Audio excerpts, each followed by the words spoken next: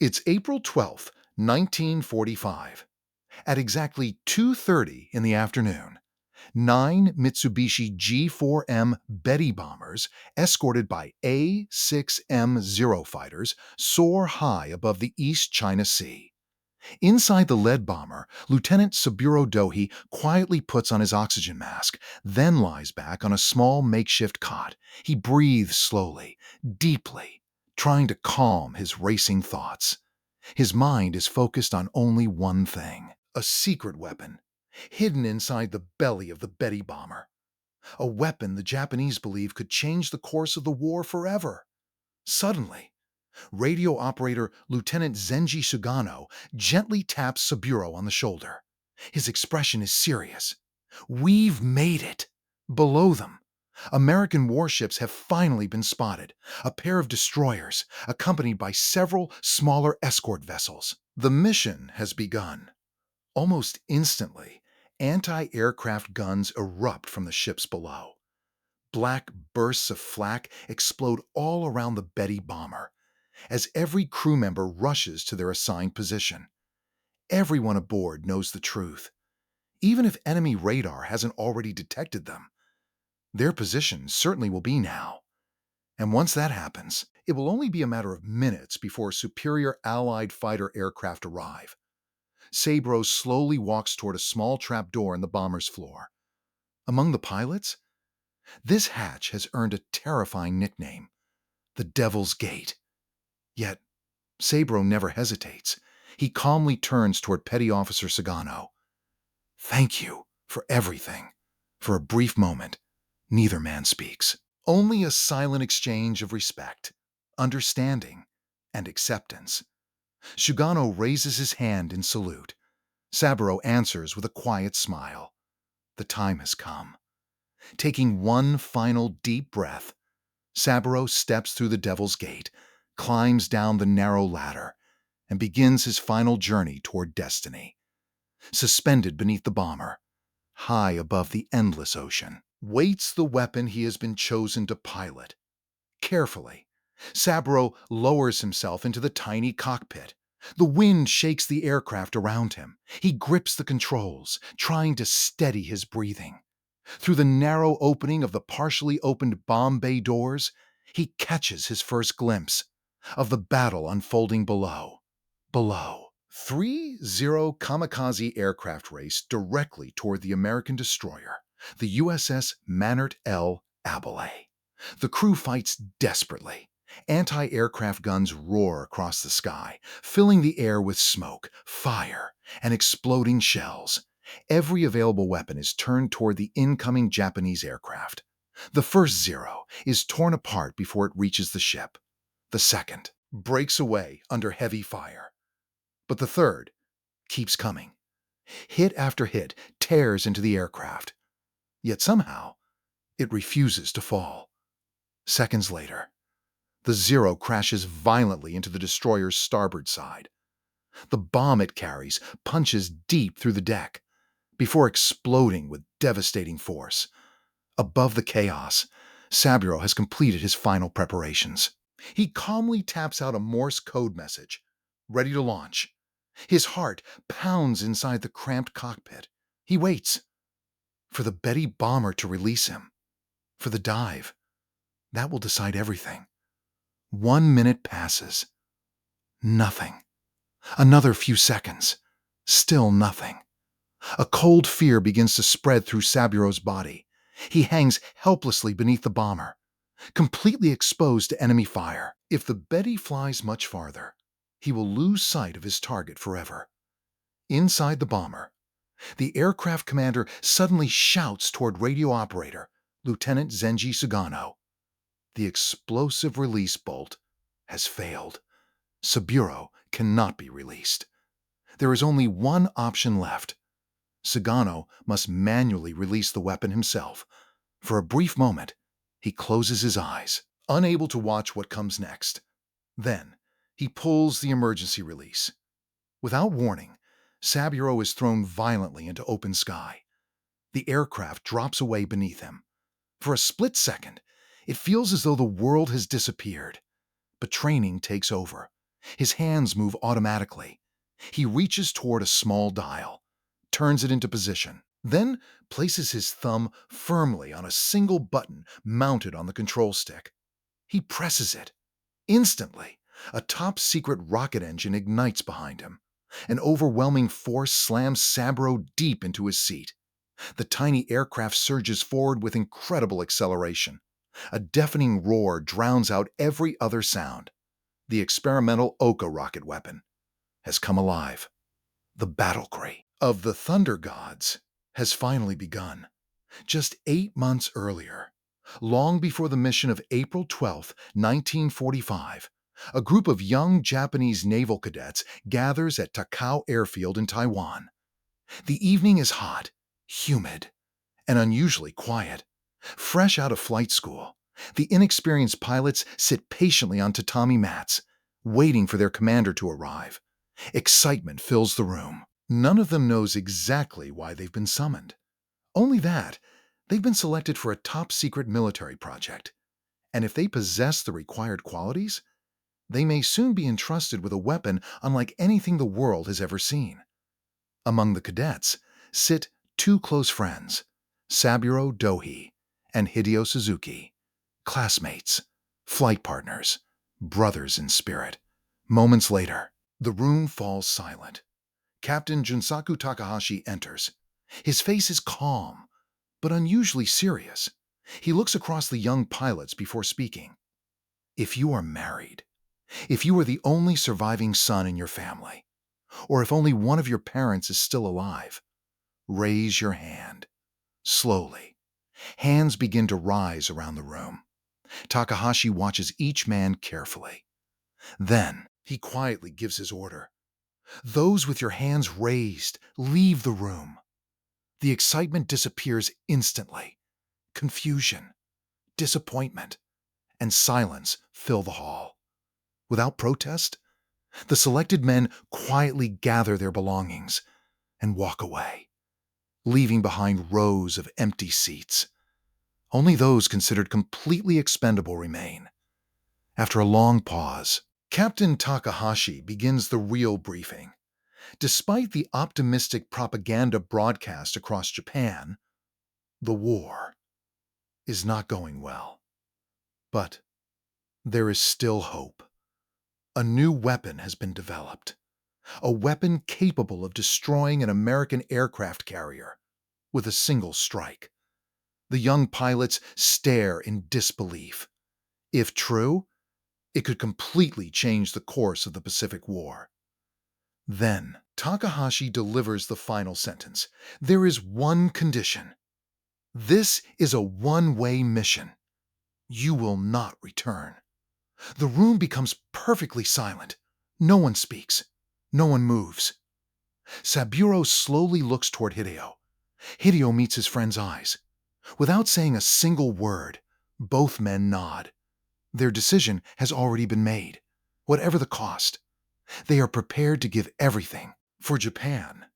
Captain Takahashi gives the young cadets 3 full days to make their decision. He makes one thing perfectly clear. There will be no shame. In refusing the mission, no punishment, no dishonor. The choice is entirely theirs. Despite knowing the price, a group of cadets volunteers without hesitation. They officially become members of the 721st Naval Air Group. Soon, they earn a new name, the Thunder Gods. Training begins almost immediately. For the first time, Saburo and Hideo finally see the secret weapon. Its official name, Ohka, meaning cherry blossom. The name is symbolic, like cherry blossoms. The pilots are expected to bloom brilliantly, then fall at the peak of their lives. The aircraft itself is unlike anything they have ever seen. Built around a massive 2,600-pound explosive warhead, the Ohka is designed for only one purpose: to destroy enemy warships at unbelievable speed. During training, the cadets fly unpowered glider versions of the aircraft. Every lesson, every landing, every maneuver is preparation for a mission. They know they will never survive. Yet, their determination never fades. Among them, Hideo Suzuki remains surprisingly cheerful. His optimism lifts the spirits of everyone around him. One morning, Saburo walks with Hideo across the airfield. He wishes his closest friend good luck. Together, they climb aboard a Betty bomber. Once airborne, Hideo carefully lowers himself into the cockpit of the Ohka K-1 training glider. As the hatch closes, a wave of adrenaline rushes through his body. His heart beats faster, but his voice remains calm. He picks up the microphone. Maintenance preparation. All good. To confirm. He also taps the same message in Morse code. Procedure requires the Betty pilot to acknowledge the signal before releasing the glider. Hideo waits patiently. Seconds pass. Only silence answers him. Confused, he repeats the Morse code once more. Then, without warning, a violent explosion shakes the aircraft. The release charge detonates too early. The Ohka suddenly tears free from the bomber and plunges toward the Earth. Hideo grips the controls tightly as powerful G-forces crush him into his seat. The tiny aircraft dives uncontrollably toward the ground below. The little aircraft dives violently through the sky. Within seconds, the crushing G-forces become almost unbearable. Every movement feels impossibly heavy.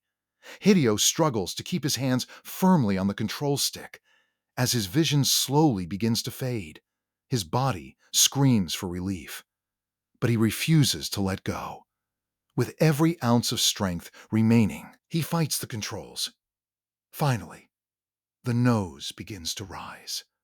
The violent pressure eases. The aircraft levels out. Hideo takes a deep breath. He's still alive.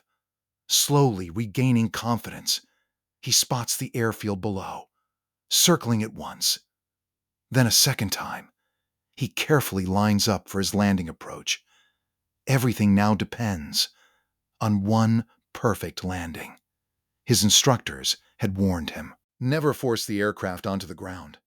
Instead, allow it to lose speed naturally. Wait until the skid gently bites into the earth. Only then, commit to the landing. Hideo remembers every word. He clenches his jaw, keeps the glider perfectly steady, and patiently bleeds away speed. Just 3 feet above the runway, the aircraft begins to settle. The skid finally touches the sandy surface. The Ohka slides forward, throwing dust into the air. For one terrifying moment, the aircraft tips violently onto one wing. Metal scrapes against the ground. The glider spins slightly, before grinding to a complete stop. Silence. Hideo remains frozen inside the cockpit. Then, a slow smile spreads across his face. He has done it. His very first Ohka training flight has been a success. That single landing proves he is now officially ready for the mission from which there will be no return. Months pass as the Thunder Gods continue their relentless training. Every flight, every landing, brings them one step closer to the mission they all know awaits. Despite the grim reality, the pilots remain remarkably close.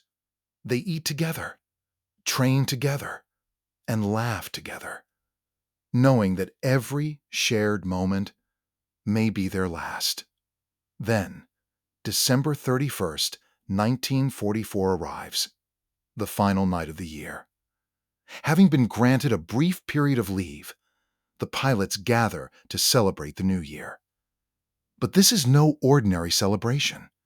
For these young men, it is also a time of reflection, a time to prepare themselves for the ultimate sacrifice. Among them are Saburo Dohi and Hideo Suzuki. The men quietly drink sake, share special holiday rations, and wait patiently for midnight. Soon, the deep sound of a massive bronze bell echoes across the night. The bell rings. 108 times. According to Buddhist tradition, each strike represents one of humanity's earthly desires and the suffering they create. The cheerful conversations slowly fade away. Silence replaces laughter. Every pilot listens carefully, lost in his own thoughts. As dawn approaches, the group begins walking toward a small hill, known as Tornado Mountain. Normally, New Year's Day would be filled with celebration. But after more than 7 years of war, the atmosphere feels heavy. The exhausted young men quietly climb the hill together. At the summit, an icy ocean breeze greets them. Moments later, the first rays of sunlight break across the horizon. The pilots stand together, watching what many believe will be the final first sunrise of their lives. One pilot later remembered that morning. "We drank a cup of sake, and together we shouted, 'Banzai! Banzai! Banzai!' Then he quietly added, 'We all knew it would be our final first sunrise.'" By April of 1945, the Pacific War has reached its final and most desperate stage. American forces continue advancing, closer and closer, toward the Japanese homeland. Inside the Thunder Gods unit, the tension grows with each passing day. Twice already, Saburo Dohi and Hideo Suzuki have stood on the airfield, watching fellow pilots depart on combat missions. They wave goodbye, knowing they will never see those men again. Neither mission returns. Both task forces are destroyed by overwhelming Allied air power. Yet, instead of fear, Saburo and Hideo become even more determined. They don't want to be left behind. They believe. Their moment of sacrifice is still waiting. Finally, the order arrives. Saburo Dohi is selected for the third Thunder Gods operation. At last, his mission has come. But Hideo Suzuki is left behind once again. He remains in reserve. The news strikes him harder than he expected. He had prepared himself to die beside his closest friend. Instead, he must stay behind and watch Saburo leave alone. At the airbase, the two friends meet for one final time. There are no dramatic speeches, no tears, only quiet understanding. Hideo congratulates Saburo on what both men believe is the highest honor imaginable, to give one's life for the Emperor and for Japan. Saburo smiles calmly. His face shows no fear, only acceptance. The two men exchange their final farewell. Neither realizes this will truly be the last time they ever see each other. Hours later, Saburo climbs aboard the waiting Betty bomber. The engines roar to life. The aircraft slowly lifts from the runway, carrying him toward history. Far below, the USS Mannert L, Abele, struggles to recover. Smoke pours into the sky. Pieces of twisted steel scatter across the ocean after the devastating Kamikaze strike. But the destroyer's ordeal is far from over. Suddenly, a lookout shouts an urgent warning. Another aircraft, low over the water, less than 2 miles away. The object is unlike anything the sailors have ever seen. It's incredibly small, incredibly fast, and closing the distance at terrifying speed. There is almost no time to react. On board, the tiny rocket-powered Ohka, Saburo Dohi remains completely focused. The sea races beneath him.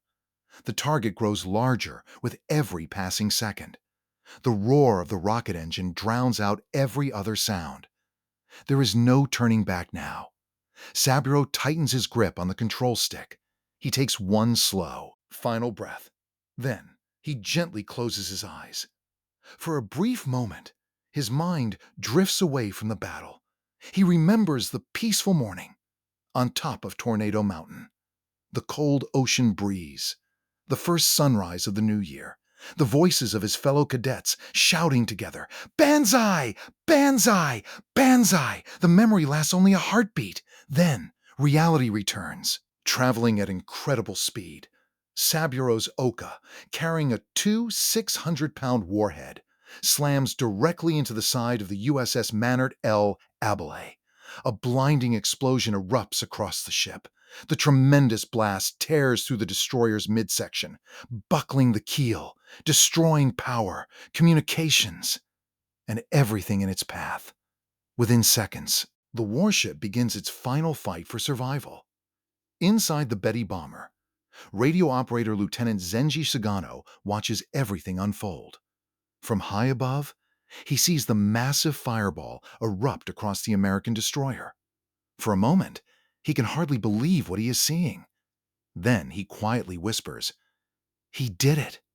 Saburo's Ohka has struck its target." The explosion tears through the heart of the USS Mannert L. Abele. The ship's keel buckles. Electrical power is lost instantly. Lights go dark. Communications are cut. Below deck, water rushes in from every direction. Many sailors never even realize what has happened. Within moments, the Ohka has accomplished exactly what it was designed to do. The destroyer's captain quickly understands the situation. There is no saving the ship. His order comes without hesitation. Abandon ship. As the crew jumps into the sea, the battered vessel begins breaking apart. Slowly, the bow separates from the stern. The once proud destroyer slips beneath the waters of the Pacific. Dozens of sailors remain trapped inside. But the battle is still not over. Nearby, the American destroyer USS Jeffers spots another Ohka racing toward them. Its anti-aircraft guns immediately open fire. Shells explode all around the incoming rocket aircraft. Still, the pilot refuses to break away. The Ohka continues its deadly approach. Then, just 50 yards from the ship, an anti-aircraft shell finds its mark. A violent explosion fills the sky. The Ohka is destroyed instantly. Its pilot never reaches the target. Unlike Saburo Dohi, whose final mission has already become history. The attack of April 12, 1945, would later be remembered as the most successful combat mission ever carried out by the Ohka. The first kamikaze strike, followed by Saburo Dohi's rocket-powered attack and the relentless strafing from Japanese aircraft, leaves behind terrible destruction. By the end of the battle, 83 American sailors are dead. 35 more have been wounded. For Japan, the mission is celebrated as a remarkable success. But Saburo Dohi will never know the full truth. He will never learn that the USS Mannert L. Abele would become the only ship in history confirmed to have been sunk by an Ohka. Nor would he know that his ultimate sacrifice had not destroyed an American aircraft carrier, as he had been led to believe. Instead, his target was a relatively small destroyer, serving as a radar picket, far ahead of the main Allied fleet. Despite the courage and unquestionable commitment shown by the Thunder Gods, the Ohka would never become the war-changing weapon its creators had imagined. Across the remainder of the war, only 6 additional American ships would suffer damage from Ohka attacks. Of the 74 Ohkas launched in combat, most never reached their targets. Many were destroyed, while still being carried beneath the slow, heavily loaded Betty bombers. Others failed during their final attacks. To American servicemen, the Ohka soon earned a cruel nickname, Baka, the Japanese word for fool. Yet, for the young men who climbed into those tiny rocket aircraft, there was nothing foolish about the sacrifice they believed they were making. But for those left behind, the sacrifice of the Thunder Gods would never be forgotten. Among them was Hideo Suzuki, the young pilot who had watched his closest friend fly away, never to return. Saburo Dohi had fulfilled the mission that Hideo had longed to undertake himself. Instead of pride, Hideo was left with overwhelming grief. He mourned the loss of his friend. and the countless others who had given their lives. Years later, he would quietly admit, "I felt that I had missed my chance to die for the nation." Of the 17 young cadets originally selected for the Thunder Gods, only 3 would survive the war. Hideo Suzuki was one of them. The war eventually came to an end. Japan surrendered. The dreams, the sacrifices, and the terrible cost of those final months became part of history. Yet the memories never faded. For the surviving pilots, every face, every voice, every farewell remained as vivid as the day they were spoken. The Thunder Gods had vanished, but their bond would endure for the rest of their lives. On March 21st, 1948, nearly 3 years after the war had ended, the surviving members of the Thunder Gods kept a promise they had made to one another. They returned to Tornado Mountain, the very same place where they had stood together on New Year's Day in 1945. The mountain was quiet. The war was over. The skies that had once echoed with aircraft were finally silent. The surviving pilots gathered once more, not as soldiers, but as friends. They shared cups of hot green tea and remembered the young men who had never returned. The friends who had sacrificed everything, believing they were protecting their homeland. Time had changed the world, but it had not erased their memories. For Hideo Suzuki, Saburo Dohi was never just another pilot. He was a classmate, a brother, a friend who disappeared into history inside a tiny rocket-powered aircraft. The story of the Ohka remains one of the most controversial chapters of World War II. To some, its pilots were heroes. To others, they were victims of a desperate war. But regardless of how history judges them, one truth remains undeniable. These young men believed, with absolute conviction, that they were giving everything for the country they loved. And on that quiet mountain, years after the fighting had ended, the last survivors honored not victory, but sacrifice. Because sometimes the greatest tragedy of war is not how people die, but how young they were when they believed they had no other choice.